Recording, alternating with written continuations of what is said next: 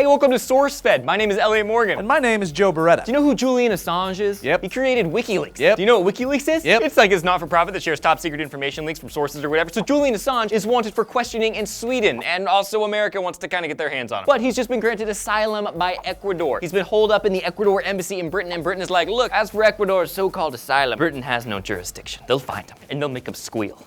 I know the squealers when I see them, and The Dark Knight. yes, Nice. that's it. That was It very was good. not a good impression, but you nailed the line. I got it. It's good. So what is the founder of one of the most contested organizations ever wanted in Sweden for? Is it for revealing some crazy top secret information? Does he have those documents that finally prove the moon landing was fake? Or that the zombie apocalypse is imminent? No.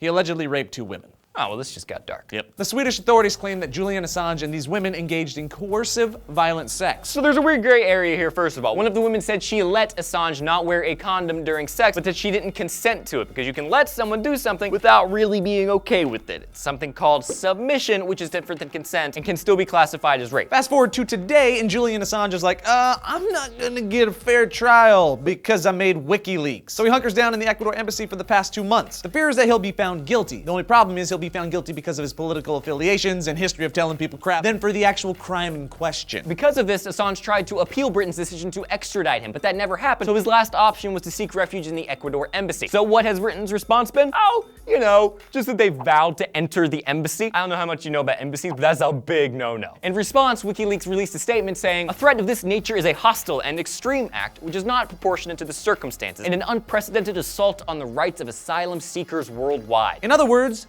dudes, chill out. And if you're wondering what asylum actually is, it's protection granted by a nation to someone who has left their native country as a political refugee. After Ecuador reviewed Assange's situation, they came to 11 conclusions. So Assange's new home is the Ecuador embassy in Britain, indefinitely. Unless Ecuador takes him, then his new home is Ecuador. And then they'd have to get it to Ecuador, and Britain will be like, pow, pow, pow. If the embassy allows Britain to take him, Britain will hand him over to Sweden, and Sweden will either convict him or not, but either way, they could eventually send him to the US, where our government could potentially hold a secret tribunal. Why? Because our government doesn't like being embarrassed, and WikiLeaks has embarrassed our government 250,000 times. So this is a big ordeal, because on one hand, you have possible sexual misconduct, coercion, basically some really serious allegations. On the other hand, around all of that, we have a bunch of butthurt governments who want to burn this guy at the stake for being a troublemaker. So let us know your thoughts on this. Do you think Ecuador should hand Mr. WikiLeaks over to Sweden? Tell us your thoughts down below. And then please like this video, subscribe to our channel, and hit this annotation if you want to check out more of our videos. I'm Joe Beretta. I'm Elliot Morgan. There's really no bit here. I mean, we could probably say bye. We should probably just say bye for once. Bye. Hey, Bye. bye.